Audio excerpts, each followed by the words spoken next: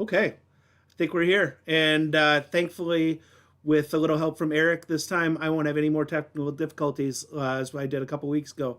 So, everybody, thank you for joining us for the most recent tasting panel here at Ray's TV. And today I'm going to jump right into it. And got my friend John Lutz from Bell's that's joining me in another friendly conversation over a few virtual beers. Hi, John. Hey, how's it going, Rob? I'm awesome. I'm actually people that have watched these. I hope they've kind of come to understand at this point. I look forward to drinking with friends on the internet so much now. I wish I would have found it earlier last year. Yeah, we welcome the opportunity. We like sharing beers with friends. Doesn't Yeah. matter how. Well, this is kind of our like second and a half time doing this together. John, you joined us for our Movember event earlier, which was my first one, and then you and I were both participants in Grant's Instagram Live this past week with his Netflix and Brew. Yeah, that was a lot of fun. That was super cool. I'm really happy that they did that. It was kind of enlightening. And, Grant is a longtime friend, and I really just enjoy him as a person. So, yeah, it was really good. Absolutely. Well, before we get any further, let's start this off proper with a toast. But just to give a quick little outline for all of our viewers today and let you know we're changing it up because John and I have been talking about how to use this resource to a little bit more of its fullest capacity, in which we're going to have some guest appearances on some pre-recorded videos. So with that said, Eric, let's take it to the toast with Mr. Larry Bell. Is there anything you'd like to say to everybody? Perhaps a toast to Well, Oberon? like I said, it's been this year may not have been the worst weather-wise one that we've had, but it's probably the longest winter that any of us can remember. And so coming to Oberon Day, which just means spring, and we've survived the winter. And this year, where there's a light at the end of the tunnel. For this whole thing, and we're actually getting to see friends again. We're not quite there yet, but we're getting there, and it just feels extra special to me this year. And so, I'm just really looking forward for all of us to get to see our friends again, rekindle those old relationships, to have fun this summertime, and to enjoy great beer. Thanks to all the Oberon drinkers out there. Cheers. Cheers.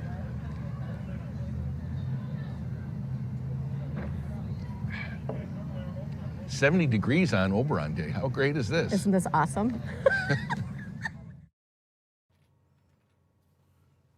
John, cheers.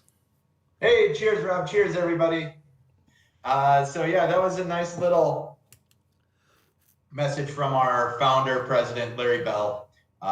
The brewery's named Bell's because, Larry Bell is the owner. That's just a little glimpse of our Oberon Day from a couple weeks ago when Oberon actually truly launched.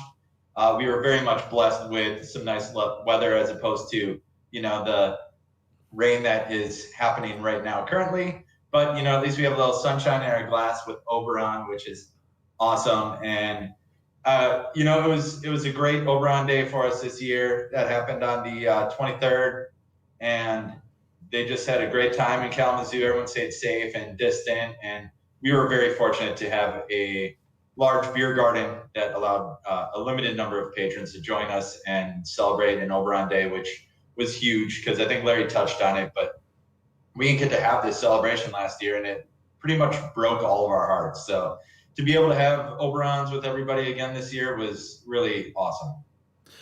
John, explain to people that haven't been there in person, but Oberon Day would be a great destination for any craft beer drinker. Am I correct? Oberon Day for sure. The brewery and Eccentric Cafe, where the Oberon Day festivities are held, are a great destination in general. So the Eccentric Cafe is the home of the original brewery when we started in 1985. Right on Main Street in downtown Kalamazoo. And then we have our production brewery, which is about 10 minutes away in a neighboring city, just due to size constrictions and the size of the brewery. We had to go kind of a little bit outside the Kalamazoo proper area. great music venue, normal years. Right now we have not done live music just yet. Great food program over there. Obviously, fantastic beers. 40 different Bell's beers are on tap at any given moment, including a very special limited Bell's cider, which is made only for the brew pub only, just for our gluten-free friends out there.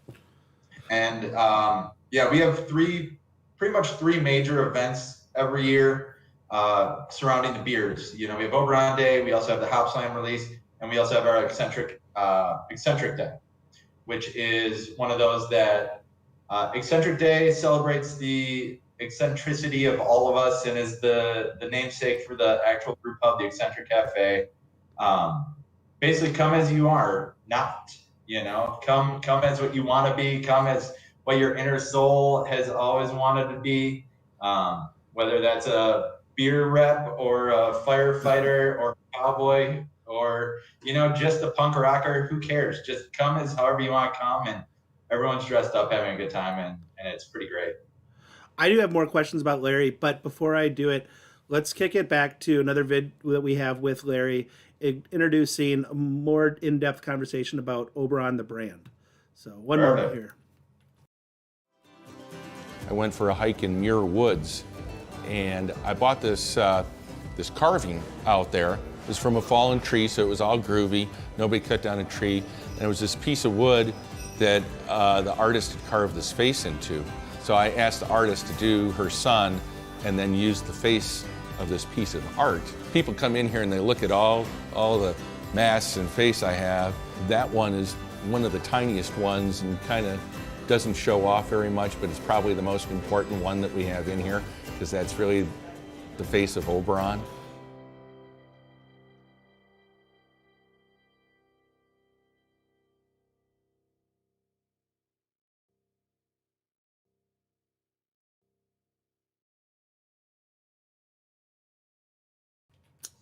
Okay, so John and I are watching that and talking here, and I was just telling him my favorite part of that video is you get insight in Larry's personality when he just talks about how the tree wasn't cut down; it was just fallen, so it was totally groovy. I mean, Yeah. He's the eccentric of the Eccentric Cafe, right? He is. He certainly is. He's our wonderful, outspoken, eccentric leader, and he leads by example both environmentally as well as being the life of the party a little bit, which is great. Being in the manufacturing of food and beverage, and we're on the beverage side, and I suppose food as well with our cafe, but our natural resources are huge for us, and that's something that Larry has been a champion of water conservation as well as a lot of different other forms of environmental conservation over the years. So it's great to be led by such a wonderful person.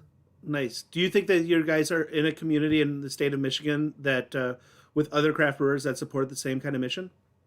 Oh, certainly. Yeah. It's kind of fun that you bring that up. We actually just recently grouped together with a bunch of other Michigan breweries. We started a recycling program for our brewers' malt bags. So for all of you that are not aware, and we'll actually see some, I'm teasing something a little bit here, Rob. Nice. I hope that's okay. Hit it.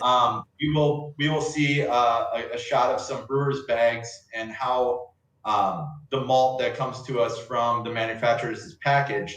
And that is something that isn't as easy as just throw it in a recycling bin and go off into the world. So there is actually a special process to recycle those properly so that we divert things from landfills. And we actually just created a program, basically a bag share program where we bring all the bags from neighboring breweries back to our place. We compact them properly using the proper recyclable equipment, and then are able to dispose of it properly, which is super cool. That's awesome.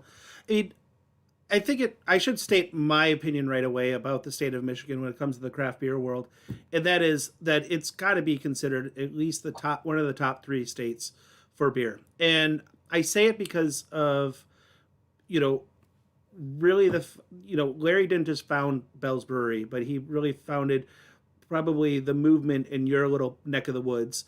And that has turned into be a brewing culture that is absolutely outstanding. And the state in a whole is just so fun to go visit. and check out all these different wild places. And I don't know, I like the fact that I feel that there's a community in Michigan when it comes to the craft beer scene.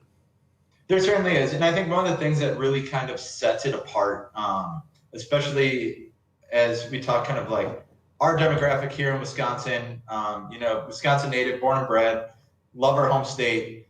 It is definitely a beer state through and through, which is amazing. I'm happy to be a part of it. Michigan is the same way. It's just slightly different. The whole craft beer boom came to Michigan a little bit earlier, grew in velocity a little bit earlier. We definitely did have some great pioneers with Leinenkugels and Point and Sprecher, and then even shortly after us with New Glarus, who's just a juggernaut in their own right that makes absolutely fantastic beers. But that all kind of happened low and slow, where Larry was one of the pioneers in Michigan as well as in the Midwest, along with Randy Sprecher, to really create a true microbrewery and a craft brewery. And they really just, in Michigan, that grabbed on a little bit sooner, and there's a lot more old hat craft breweries in Michigan, so the actual craft scene is a little bit bigger and broader than it is, say, maybe 5-10 years ago than it was here. Here we've definitely caught up quite a bit with the emergence of quite a few awesome breweries, especially here locally in Milwaukee. And, it's one of those things that, we had a fantastic brewery here in Milwaukee that deserves a lot of credit, and, Miller Brewery, but it definitely deterred a lot of the drinkers' ideals towards that yellow, Miller Lite, High Life, which there's nothing wrong with that. It's just has a little bit different attitude than, say, craft beer. Yeah, absolutely. And I mean, to go a little bit deeper, part of my comment comes from the fact that with the maturity of the craft beer scene in the state of Michigan comes programs like the sustainability collaborations, like you spoke of with the recycling, and really understanding that it is got to be all encompassing, a lifestyle, not just a product. I'm glad you brought up New Glarus, because when you and I spoke earlier, I was thinking that Oberon in itself reminds me in a way of Spotted Cow, that Spotted Cow wasn't just, and I'm thinking about a long time ago when people were still talking about not craft brewers but microbrewers, and there was kind of an image of a microbrew drinker with the nose pointed straight up to the heavens. But Spotted Cow broke that trend in Wisconsin and made it a Wisconsin beer, the state beer, not just a snobby craft beer. And I say it in a way that Oberon, I've got to imagine, when it was first introduced to the market, it really was so approachable that it was all encompassing. It invited everybody to join along. It wasn't a macro versus micro, but it was just a good state pride of beer. Right. And Oberon definitely is one of those beers for us. Amber was the beer that started the brewery along with our porter and, Kalamazoo Stout, not porter. But those are the ones that kind of started us and got the ball rolling, got people kind of into it. But Oberon and to some extent Two Hearted were really some bridge gaps for us that really brought over more people into the craft beer or micro beer drinking fold, which is great. It's there's nothing to be said that you can't have both. You can't have a macro and then a micro or a craft. Oh, yeah. Definitely to be able to have something that is a little bit more familiar flavor, that big giant orange aroma, that just presenting light, 5.5 ABV, it just is something that is very enjoyable and consuming and to consume and just tasty. Well, in Oberon, Two Hearted, all these beers, so many people have their aha moments with Bell's products over the years. And actually, going out to everybody that's watching this with us, if you have any comments and questions for John, or if you just wanted to share the first time you were introduced to an Oberon or Two Hearted, the kind of breakthrough moments you had into the craft beer world with Bell's, go ahead and share it on the comment section on our YouTube page, and I'll make sure I translate those questions to John, or just those cheers and those those personal stories. But I mean, what does Oberon really mean when it comes to the mark of the calendar on your beer schedule and Sure. your portfolio as a Bell's rep? Yeah. Well, one thing I'll chime in. All questions are welcome. I might plead the fifth on some stuff, but please feel free to ask. Not just Bell's. The more eccentric, the better. In honor of Larry and his toast. Oberon's crazy. It's more than just a beer. It is a beer first and foremost, but it means so much. It's sunshine. It's better days on the horizon. It is the start of baseball season, which is amazing. It has a more grand feel to it, to the point where it basically is an unofficial state holiday in Michigan. Yeah. People do come out. People are very easily granted the day off, the Monday after the midnight releases on Sunday. It is something that is widely celebrated, not only for just a great quality beer, but for what it means. And like I said, it's the sun's coming back, springtime, and all that comes with that, green grass, and just good sunshine and warm vibes, and a groovy attitude. Groovy attitude. Well, I polished mine off, but it does remind me of one thing, and that is Oberon being around as long as it has. It reminds me of an experience I had years ago, working in a restaurant that no longer exists. We served not only Bell's products, but we also served delirium tremens. And I remember we had a rash. And now, the problem was, it's not only were our customers only relatively understanding of how beer was made, but my staff was even less so informed at that moment at that restaurant. So they started basically taking returns of people's glasses of beer, of anything that had little floaties, and had angry customers and didn't understand what they were explaining to those angry customers on why we had garbage in their beer. And Right. I would hope that most of our consumers and audience out there understand these little nuances. But I do love the fact that with Bell's comes an educational approach to introducing the world to your beer. So if For sure. I can, tell us a little bit about a video we're going to kick in the gentleman we're going to introduce to the crowd. So yeah, there's definitely that question of what is that stuff in my Oberon, and why is it so cloudy? And I could go and tell you a great example of why that is, and what that actually is, what that stuff is.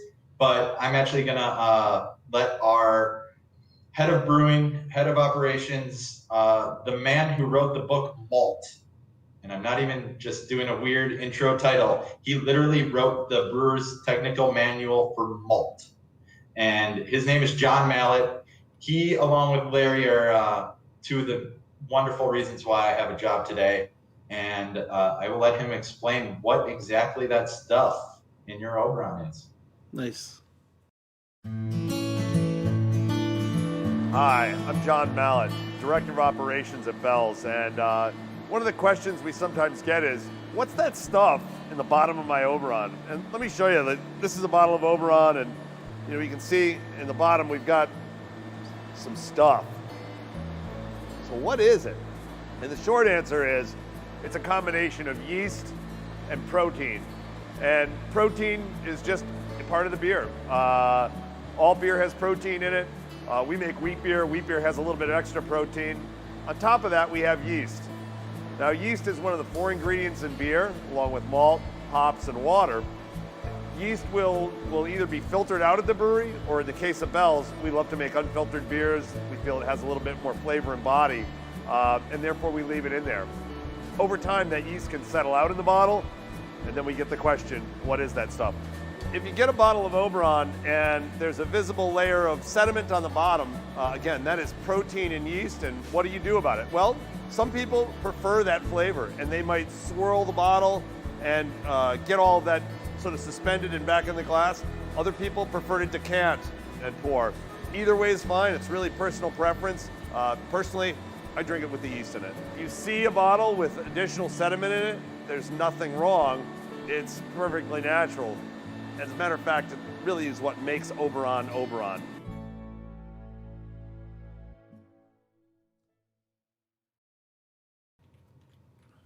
Okay. John, tell us a little bit more, though. You touched on it. What do Larry and John mean to the beer community, not just in Bell's, not just in Michigan, but really nationally? Yeah, I mean, they're really kind of a 1-2 punch. Larry got us started back in 1983 when he had his homebrew shop, and that's in the footprint of where the current Eccentric Cafe is. It started much like a lot of other folks, 15-gallon soup pot in a dream. His dream was to sell people the ingredients to make beer, and then that quickly transitioned into making the beer himself. And Larry was a very good brewer. He will admit himself. He is a very, very good brewer, very talented, was able to sell a lot of beer, get Bell's off to a really great start. And I don't know exactly how they came across each other, met. Obviously, the craft brewing industry in the late 80s, early 90s was quite a bit smaller than the, 8,500 breweries that there are now. But yeah, so they came across and met each other and got to know each other. And John and his technical background in making beer and his wonderful talents really kind of took Bell's to the next level. And that's when we started to see beers like Oberon and Two Hearted really come into their own and become what they are today, along with a lot of the other experimental stuff that we have. And, they're just pioneers in the industry. And one of the things that they've continued to push through both being members of at one point or another, being active on the Brewers Association boards and different committees, is that quality and consistency are really going to be a key to the success of all of craft beer. And it's something that is certainly shown through Bell's beer. Nice. Are we ready for the next beer, by the way? I am ready, but I am ready because I've got it sitting right here and I'm thirsty. So go ahead. Because you're not going to, you're not just having a beer right now, are you? No. I'm going to mix it up a little bit. So the next beer that you're going to have, or the next beer that's on the docket that Rob is about to enjoy, is our Flamingo Fruit Fight. This is the first of a series of 4 beers. This is the passion fruit lime fruit beer. So no actual, you'll get a nice little sour tart twinge to this. No actual souring or tarting agents, traditional yeast or bacteria added to it that would do that. It's all coming from the lime juice. So that lime really is tremendously present in this beer. It's an absolutely a delight. And it actually leads itself nicely into a little cocktail. So I have the things that I need for my my sundown, which is what we've been calling this wonderful cocktail. I have my salted glass, a little bit of lime and orange juice in the bottom of it. Did you go blood orange? I did go blood orange. It calls for a normal orange, but I kind of did a hybrid because I love blood oranges. Yeah. So, and it works. And then I got myself a little bit of tequila here. All in. So 1 part tequila to 2 parts Flamingo Fruit Fight. And I have to open up my little ice pack here. I came mildly prepared.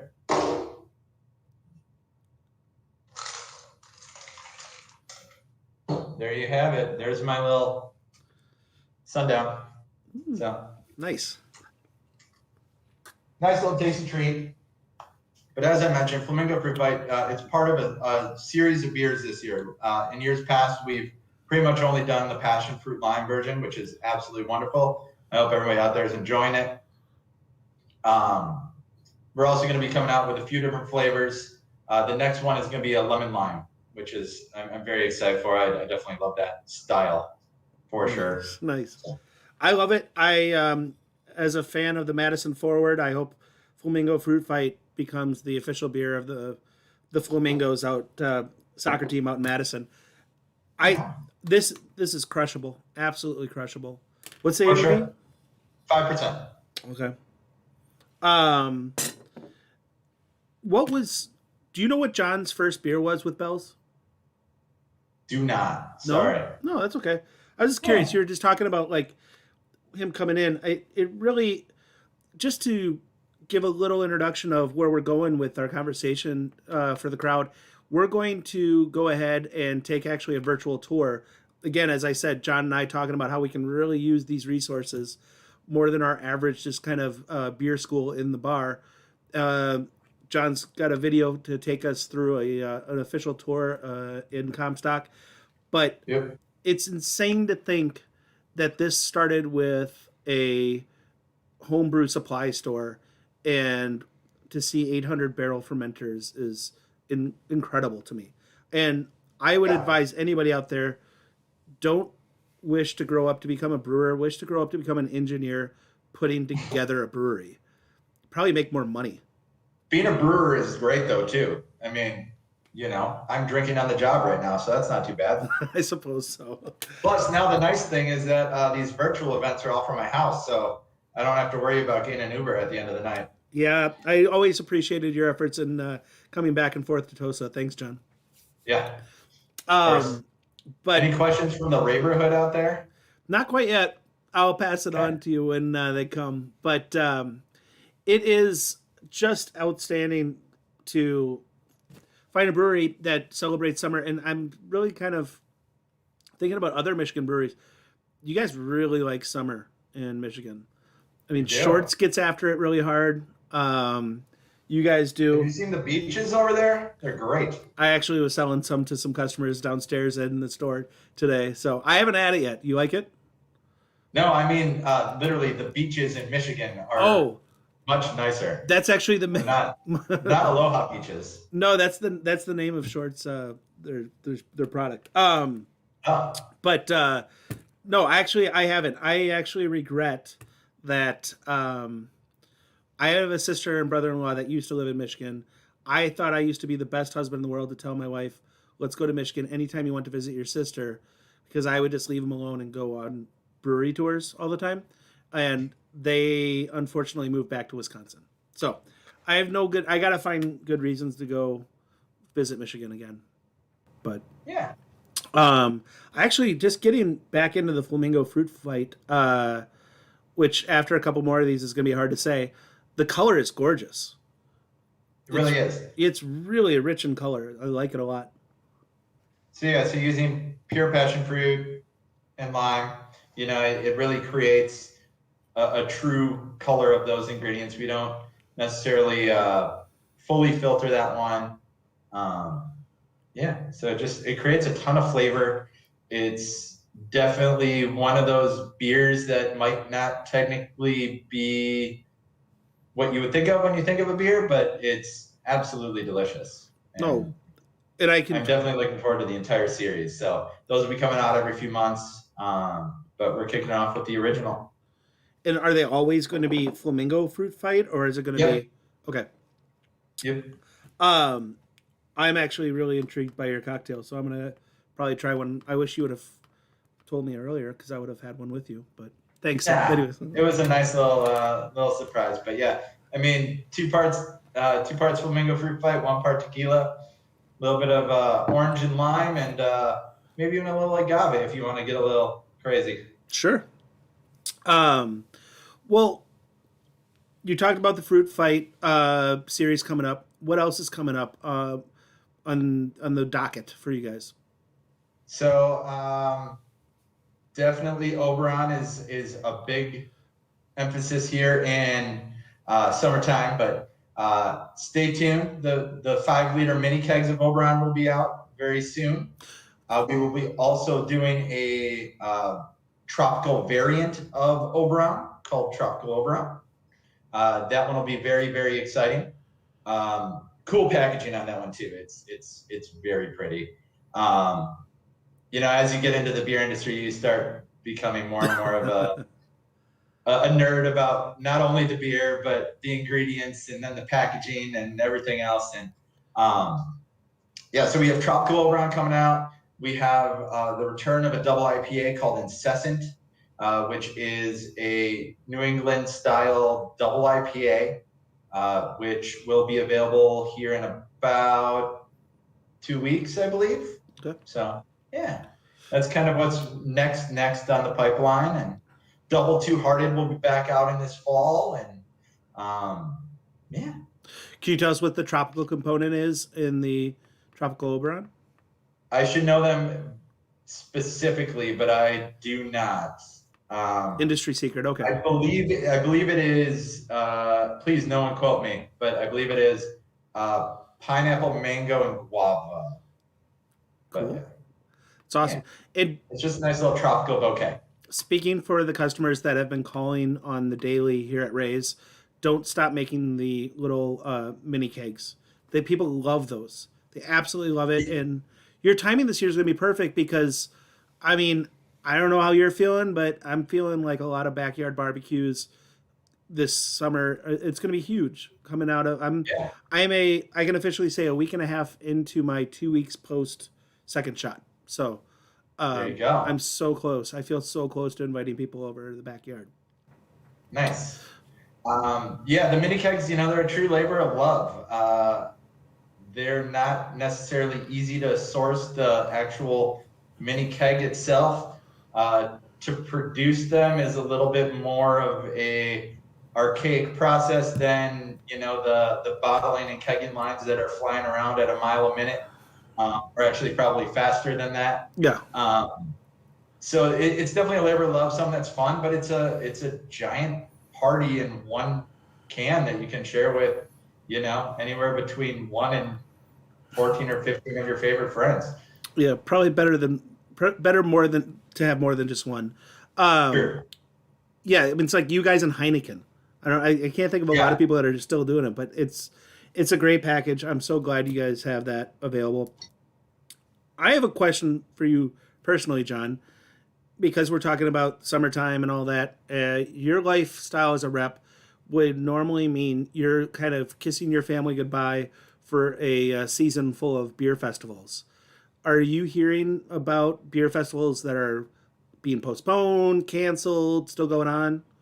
Yeah, so I mean, a lot of things are still in flux and are getting pushed back a little bit. Obviously, some of these festivals are fantastic fundraisers for a lot of wonderful organizations, and it's just a little bit different. There's some events will probably still go on. Others are dipping a toe to see if they can maybe do it or putting it on the books and hoping that when it comes time, they can actually have it. It's just a real interesting situation that we're in. It's we are not completely out of the woods yet with this whole thing, but hopefully there definitely is an end in sight, and it's just a matter of when the floodgates open up. And I'm definitely enjoying that time with my family while I can, while still making sure that the world knows about Bell's. And thanks to everybody for coming on and joining us virtually. I mean, doing stuff like this is great because I definitely miss a lot of the customer interaction and just people interaction and enjoying Bell's beer. So to have something like this and to be able to still interact and engage with people and our customers and field questions or provide education is just a wonderful tool to be able to do this virtually. Yeah, no, and actually, I hope this never stops, actually. I hope that we always, even when we start doing here at Ray's Growler Gallery, live events again, I hope to always do some sort of virtual component to it, because what I like about it is to have these things archived. I look forward to looking back at these over the years and seeing, I mean, John, I've known you for about maybe 10 or 11 years now. Yeah, probably. I want to see if you'll finally start looking old soon. So if I can look back at these videos, you look the same. But yeah, I mean, I'm sure that was one little silver lining last year for you, was not to have to travel around. for the beer Yeah. festivals, but I really personally hope, not as a beer professional, but as a beer consumer, that we get to do Great Taste again. And I just still have fond memories when you guys did the gold party. That was Yeah. hands down the best. What year was that? That was 18? 17. Yeah. Yes. It was 18. I don't have my hat anymore, but that was the coolest. 17. Was it 17? 17. All gold, everything was 17. That was awesome. You guys really showed off your personality.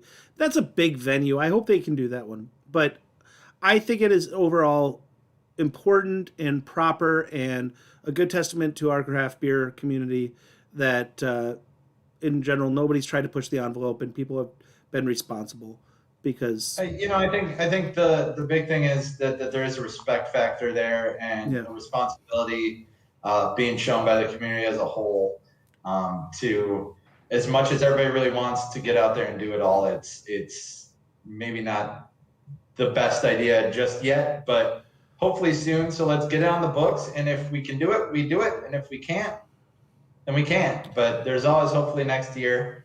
Great Taste is one of those fantastic beer festivals that's just magical, and whether that comes back the same exact way, maybe an abbreviated format or something else, we welcome it. We welcome engaging our fans and just being a part of our community, which is awesome. Back to the whole, I hope this virtual thing doesn't go away. It really does allow us to kind of spread our information broader. And, you and I in discussing trying to do this format versus what we did with the Movember thing back in November, where it was, more of just a panel discussion, but being able to bring these videos in and, share a glimpse of Comstock, Kalamazoo to everyone has been a great resource. And, even if it is a live event in the Growler Gallery, to be able to just flip to a video like this, or to have, an impactful statement from someone like Larry Bell or John Mallett, or, more locally, say Devin Dan Carey, who can't make it over from New Glarus because there's a scheduling conflict or something.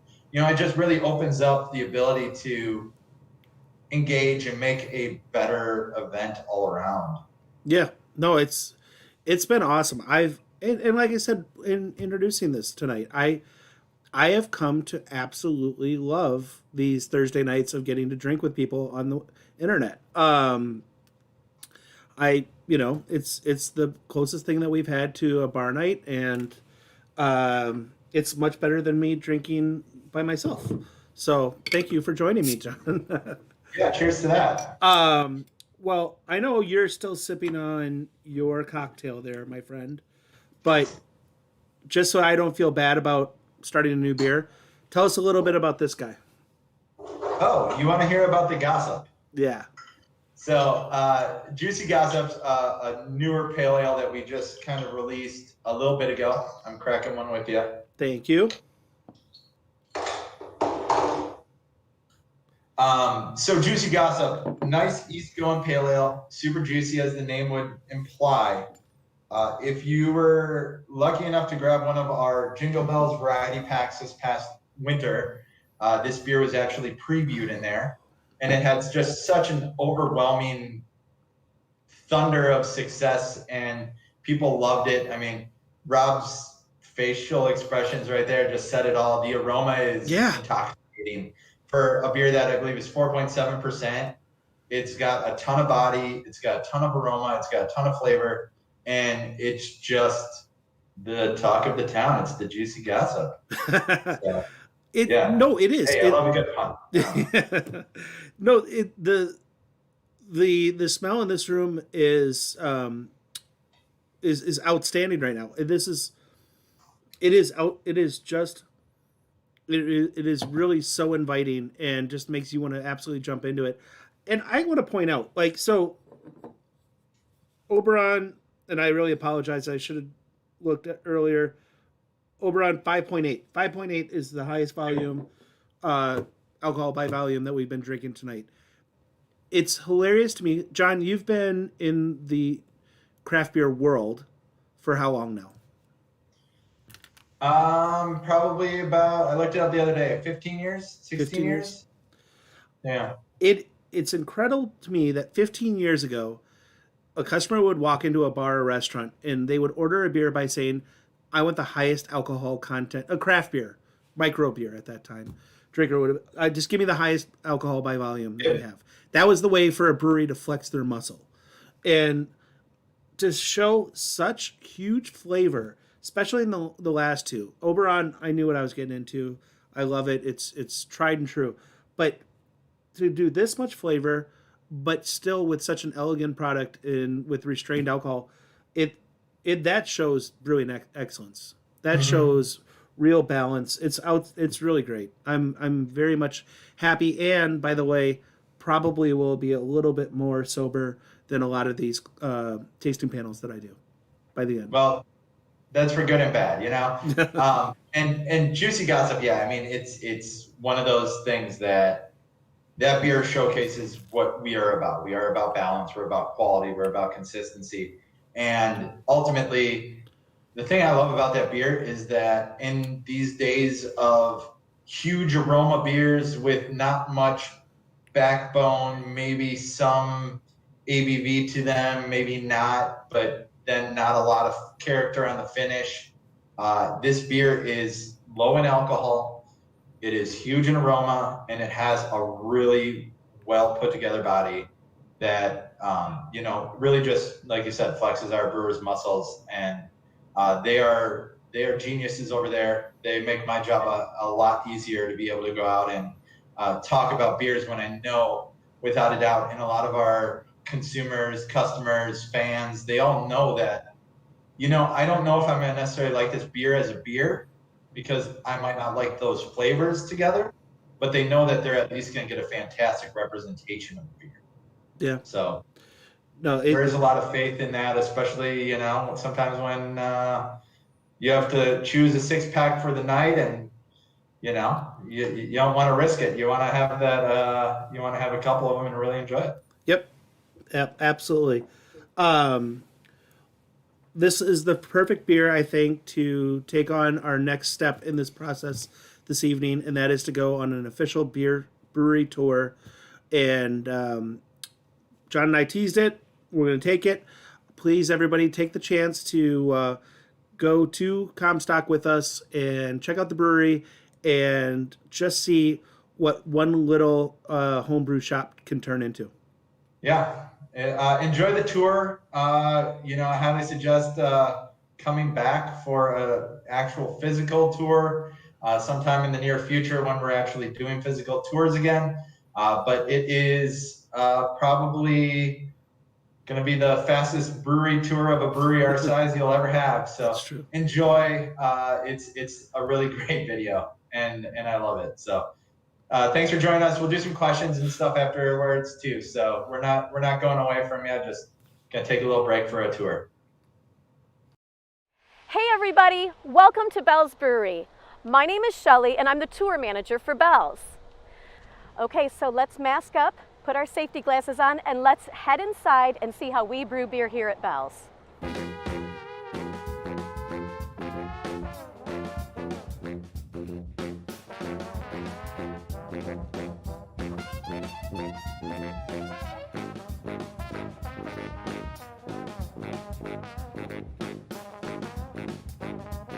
Welcome to our 200-barrel brew house, where beers like Two Hearted, Official, Oberon are brewed every single day.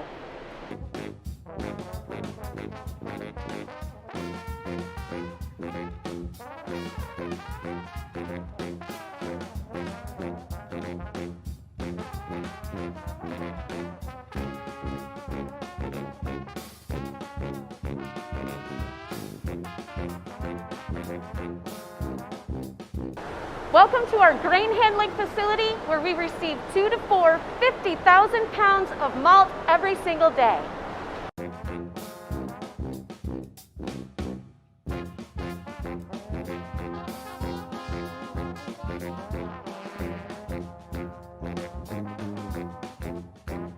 This is our Two-Hearted cellar, where beers like Two-Hearted and Hop Slam and others come to hang out in any one of these 14 400-barrel fermenters.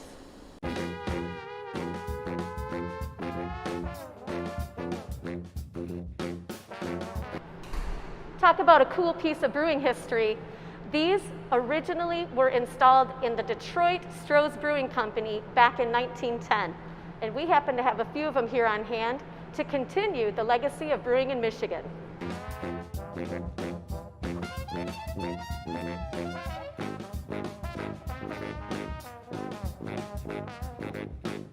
Now we're going to step inside the walk-in cooler.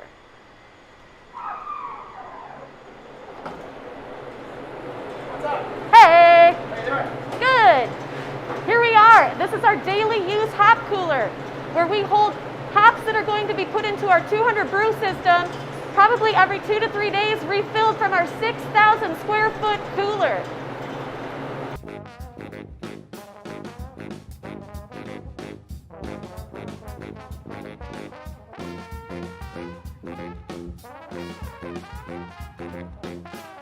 This is our 50-barrel brew house, the first brew house that we started brewing on back in 2003 when we broke ground here in Comstock, Michigan.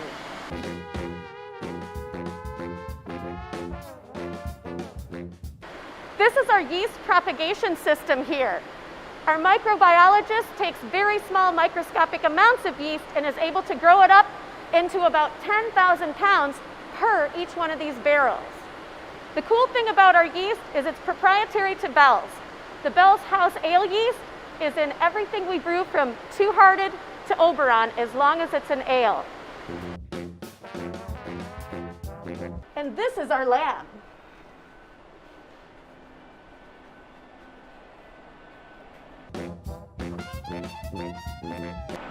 This is our specialty packaging line, where beers that are coming off of our pilot system or innovative beers are going to make its way into a bottle.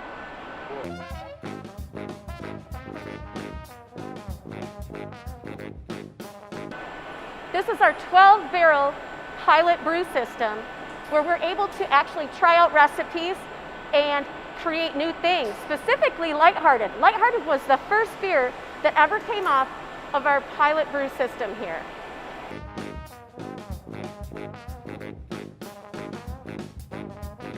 These are wood fooders or fermenters. They're open-top fermenters, and these were originally used in a winery setting, but we use them here to ferment our wild sour beers, such as Wild One, Raspberry Wild One, you name it. We're always being innovative in this space too.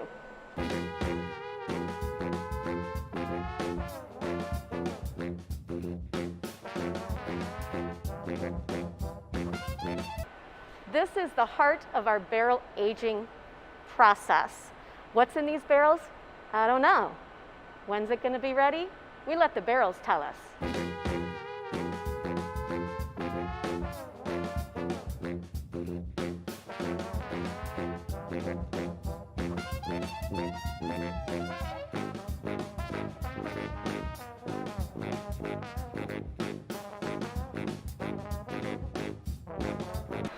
This is our keg line, and when it's running at full capacity, we can keg about 275 every hour.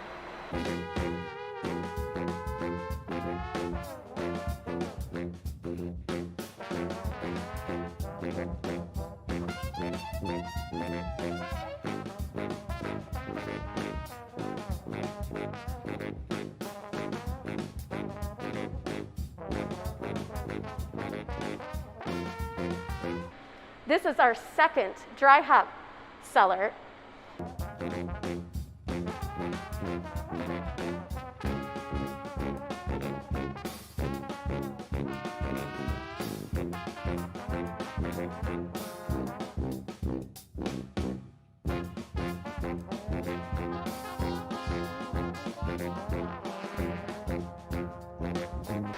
Just look at the size of these 800-barrel fermenters.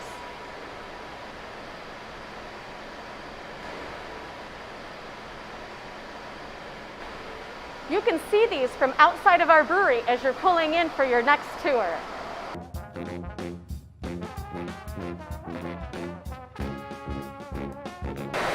is our can line.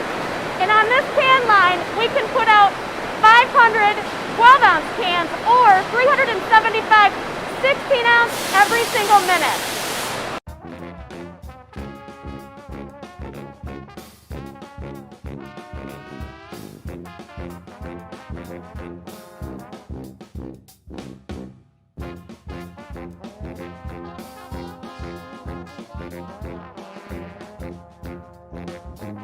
This is our bottling line.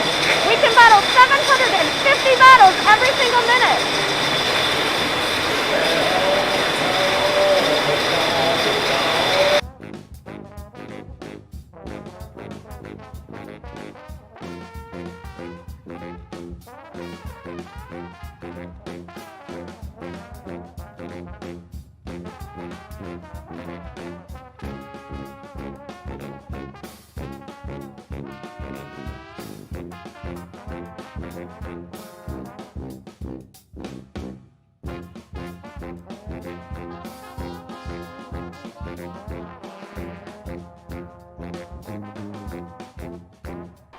This is shipping and receiving. So this is where our distributors pull their trucks up and we load up our Bell's beer and send it on its way to the store nearest to you.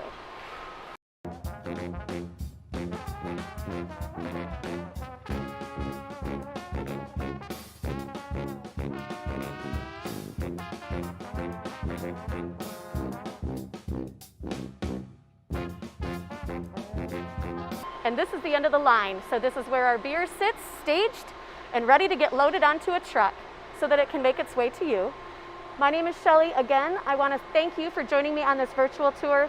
We look so forward to the day that we can host you in person and give you a sample of one of our beers here at the Comstock Brewery. Stay safe and take care, everybody. Thanks again.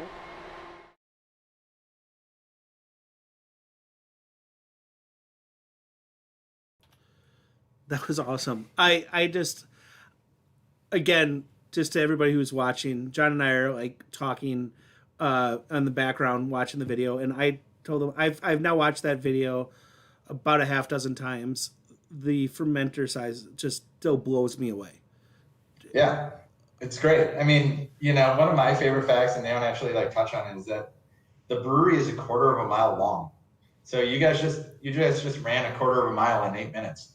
So I mean, not necessarily the best mile time, but it's still pretty okay. It'd be okay for some of us, John. Hey, I'm not judging. Yeah. We all drink a few beers here and there, so that's great.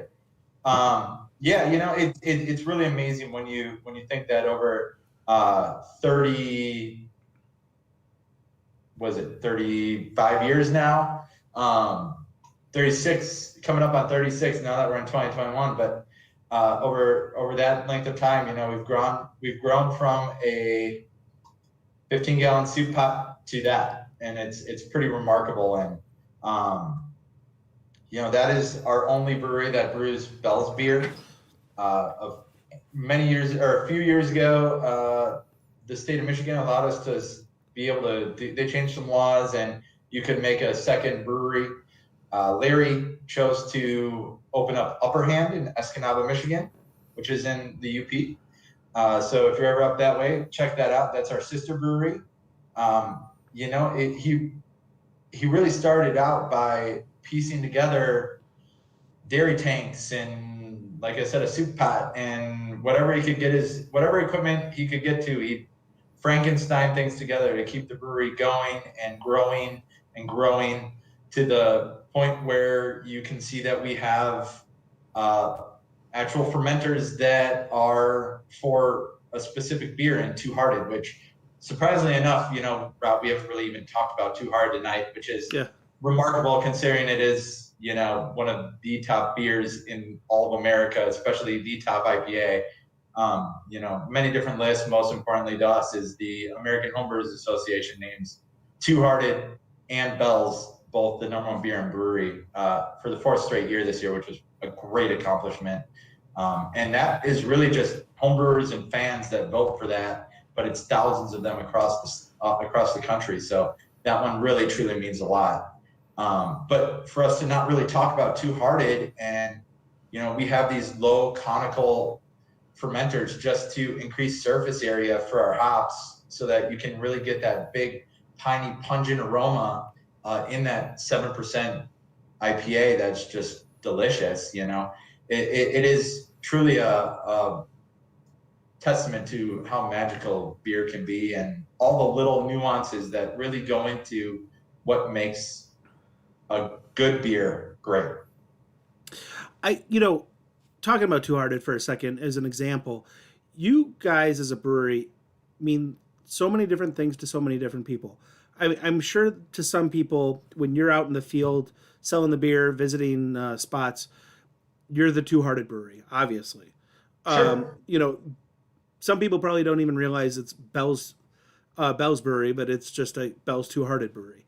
Hop Slam is a calendar event for craft beer drinkers. You guys are still making freaking ambers and brown ales, which is awesome. Yeah. As other breweries have to make difficult decisions to abandon classic styles or brands that really help them build their brewery so that they could, get the latest and greatest out.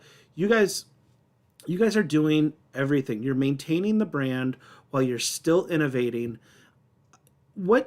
How do you, after we watched this 1/4-mile long brewery on a tour, how do you maintain the personality and the spirit of what was originally the craft beer movement in 1985? Sure. I think it's a low and slow process. We don't come lightly to either getting rid of a beer or creating a beer. One beer that comes to mind is Lighthearted, which shares the same family as our Two Hearted. It's very much inspired by our Two Hearted, but we realized that making just a watered down Two Hearted wasn't us. So we wanted to create a better quality 3.7% light beer that's only 110 calories. And to do that, we had to tweak the recipe, and we had to make it have some of its own character. So it's definitely, more of a brother than it is an offspring, so it's got its own little character to it. But yeah, I think a lot of it just is not rushing to do things too quickly. Bell's continues to set some trends and join in on some trends, and just because there's something out there that might be the next great thing doesn't mean that we haven't already been working on it for a while. It's just when we roll something out, when we produce a new beer like Juicy Gossip, which hopefully you're enjoying right now, we are, making sure that it's right, making sure that it's good, making sure it's something that we are proud of to drink and that we want to drink a lot of. So, I think that's the whole process, is looking at our portfolio and all the beers that we make in a, not rose-colored glasses, but in a true look, and making sure that we have a lot of input from a lot of different sources and to do it the right way. Yeah. It is one interesting question I like to ask different breweries is, and I think I know the answer when it comes to Bell's because you've already kind of hinted at it. But, some breweries, the meetings about concepting new beers, it starts with the marketing department, or it starts with a production team, or it starts with, what have you. What really is the driving force? I think that I know what Larry's spirit is, but at the end of the day, he's a brewer first, right? Right. But it also is a little bit of both too, right? Because our brewers are never done innovating. Our brewers are never done being creative. They're never done experimenting with new things. We're very fortunate being one of the older breweries, being a larger brewery. Like we're just they're actually announcing tonight what the actual final numbers are for the Brewers Association size of breweries, but we were the 7th largest craft brewery in the country for this year again, and it's been quite a few years that we've been that number 7 spot. So, you know, that means a lot. We're 7th largest craft brewery in the country is huge, you know. When you're talking about 8,600 or whatever it is of actual breweries, it's pretty impressive. But, you know, our marketing department keeps developing new ideas and concepts and things like that. Our brewers do the same thing. You know, we, like I mentioned earlier, if you come visit us at the Central Cafe, we have 40 draft lines. Those are constantly be filled with something. We're not making 40 year-round beers all the time, but, you know, those new experiments might go really well. And, you know, all of a sudden it's just finding the right marketing for the right beer. And sometimes the marketing is there first, sometimes the beer is there first, or it's taking 2 of those concepts and merging them as one and making it really cohesive. So I guess there's no real answer, but, you know, if we are going to do anything, whether it's marketing driven or making the beer driven, it's going to be quality on both sides. How many states are you guys in? 43 at this point, I believe. We just had some recent very good changes. We were having some issues in Virginia. We're back in Virginia, which is fantastic. And then we also, during 2020, opened up Oklahoma. So we are continuous, pretty much up until the Rocky Mountains. We are lacking a little bit of the Pacific Northwest, and then Alaska and Hawaii. Whatever. Those places don't count. They count a little bit, you know, but it's just a little harder to get to them. Yeah. No, it's incredible, and it's ridiculous to think. I feel like Bell's was still pretty much a regional brewery category when we were selling it, and national. You know, the national thing is just incredible. It's incredible that you keep the integrity that was really you know, the original intention of your founder, while still having such growth and success. Full disclosure. Well, then to just jump in real quick, I mean, you know, you mentioned kind of us moving beyond regional. Our heart's very much still in our home, but, you know, we do translate well. But then we also go and then do stuff like this fun new guy. Oh, yeah. Yeah. Which definitely plays off of a lot of our Midwesternisms, is currently only available in the Midwest, but has, you know, is available everywhere in Midwest. And it's just, you know, we do little things like that, you know, stay true to our roots and have fun and poke fun at ourselves and everyone else. But yeah, it's, if you've not had the No Yeah, just go out and get it. It's just a really nice beer. It's a golden ale, super drinkable. Definitely gonna be a great beer of the summer and beyond. That's outstanding. Yeah, no, I mean, just to let everybody know, like, John and I kind of touched on it before. We go way back. We were cubicle mates when we were sitting on the distro side, and it's been awesome to see the entire growth of this beer community. You talked about the big boom that we've experienced in Wisconsin, and I think it's great. You know, to get a little bit back into why I think so highly of the state of Michigan and their beer culture, is my first visit to the state of Michigan for a craft beer trip. It really included getting to go to brew pubs, which I frankly always had kind of a ho-hum attitude towards, because to me, brew pubs here locally were always just a club sandwich and a mediocre hamburger that was kind of mindlessly paired with whatever beer was on tap. Beers might have been great, but I don't think the same amount of creativity was put in their menus. Whereas you go to Michigan, and I know Bell's is a part of this, and other great breweries like Jolly Pumpkin, you know, their beer is just as, or their food and their food menu is just as creative as their beer menu. It's great, and I hope we see the same kind of maturation here in Wisconsin in our craft beer culture. Certainly, yeah, and I mean, it really goes back to kind of the roots of beer, not only in America but in around the world. Of, you know, your local brewery is your gathering place. It's your town hall. It's your place to go when you're taking the dog for a walk. It really is just a place to go and enjoy, and it just happens to be all the beers are from one brewery. But we definitely in Michigan, there's definitely a lot more of that culture of the brew pubs, and the breweries definitely do have a vibe and a lot more going on than just the beer. It's a whole enjoyable day full of entertainment. And like I said, we in normal years we have a pretty significant size outdoor and indoor live music venue on site. So it's creating a whole micro environment of just wonderful things. Yeah.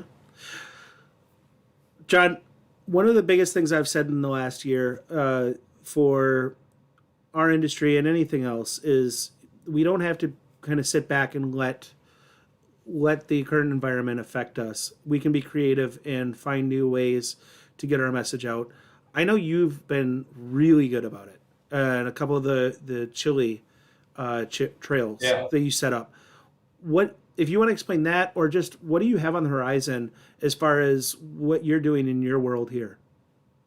Yeah, so to touch on the chili thing, we did two kind of fun little plays on the classic chili cook-off. Obviously, we did this back in January, so things were definitely a little bit more locked down. When we started planning it, we had no idea if bars and restaurants would even be able to be open at all. So we definitely took a cautious approach to planning this and tried to make it something that was fun and approachable, and something that if the doors were open, we can take advantage of, but if they weren't, we could still do it. And a lot of that was creating a traveling or virtual chili trail. And we did that in West Dallas, as well as we did one up in Ozaukee County. They both had slightly different wrinkles to them. But yeah, it was a great hit. It was something for people to do here in January, which was fantastic. And it was a way to not only give back to the community for something to do, and I mean, giving back to the community as well. For the Ozaukee County one, we partnered with Mel's Charities of Ozaukee County and raised over $1,000 for them, which was absolutely amazing. If you're not familiar with Mel's Charities, it goes mainly towards Special Olympics and people with special needs, as well as a few local scholarship funds for the Ozaukee County region. And then West Dallas, we basically did a pint of beer and some chili for a flat price, and it got people out and enjoying it, and voting for their favorites. And it's kind of funny because now Rockabilly, which I'm a huge fan of, just kicked off this week. So they're kind of doing something very similar. So please go out and support all those accounts. Right now, creating excitement is different than it has been in the past.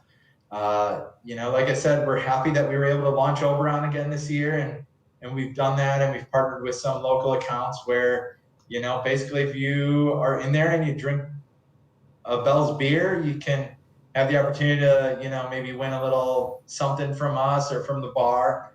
It's just trying to do a lot of things that does not promote everyone having to be there at a specific time. Yeah. And for years, it's always been, let's turn this thing into a giant party. And I still want to turn this whole thing into a giant party. Yep. But at the same time, you just have to be a little bit more cautious. And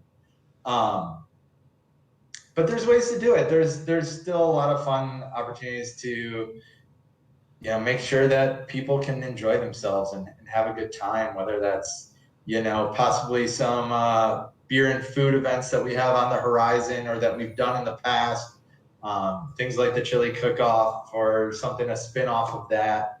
And there's plenty of other breweries that are doing some fun things as well. I do want to give a shout out to Grant and those boys at Three Sheeps. I know that they're on the last one, but their Project SOS is a true thing of beauty. What that stands for and what that is really a nice touch. So yeah, very true. Yeah. Well, thank you, John, so much for joining us tonight. And you're my first repeat tasting panel discusser, so thanks for that. I'll take it. keep on doing it. Keep on getting the word out and being creative.